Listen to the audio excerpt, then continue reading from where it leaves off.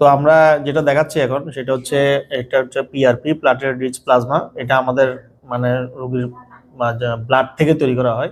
তো আমরা আসসালামু আলাইকুম, আশা করি আপনারা ভালো আছেন। আজকে আমরা আপনাদের সাথে একটা রোগ নিয়ে আলোচনা করব। আমরা আগেও আলোচনা করেছি। আমাদের রোগী হচ্ছেন মিসেস লুৎফুন্নেসা বেগম।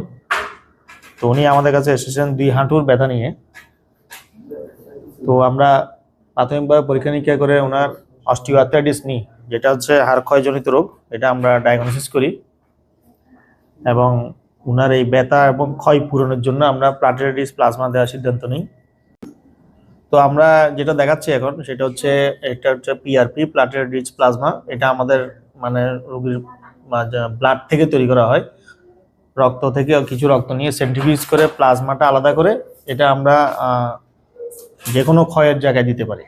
তো এটার যেটা গুণ হচ্ছে সে ক্ষয়গুলো আস্তে আস্তে পূরণ করে, সময় লাগে, কিন্তু দ্রুত কাজ করে না, বাট স্লোলি কাজ করে, বাট কোনো পার্শ্ব প্রতিক্রিয়া নেই। কারণ কি, এটা হচ্ছে আমরা রোগীর রক্ত থেকে নিয়ে তৈরি করি এই মেডিসিনটা, এবং এটা আমরা হাঁটুতে দিয়ে দিই যাতে আস্তে আস্তে ক্ষয়গুলো পূরণ হয়।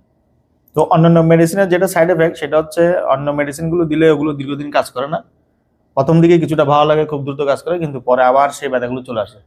কিন্তু এটার যেটা সুবিধা হচ্ছে এটা দীর্ঘদিন ধরে কাজ করবে, আস্তে আস্তে ব্যথা কমাবে, চট করে ব্যথা কমাবে না, কিন্তু রেজাল্ট ভালো, দীর্ঘমেয়াদীতে কোনো পার্শ্ব প্রতিক্রিয়া নেই, নিশ্চিন্ত মনে এটা মানে রোগীরা নিতে পারে না। তো এইসব ক্ষেত্রে যেটা করতে হয়, আমরা রোগীদেরকে বলে দিই যে আপনারা এটা দেওয়ার পরে একটু ধৈর্য ধরে রোগীর ব্যায়ামগুলো করবেন, নিয়মকানুনগুলো মারবেন। নিয়মকানুন মানলে এবং ব্যায়াম ঠিক মতো করলে এটা ভালো একটা রেজাল্ট দিবে। ঠিক আছে, ধন্যবাদ।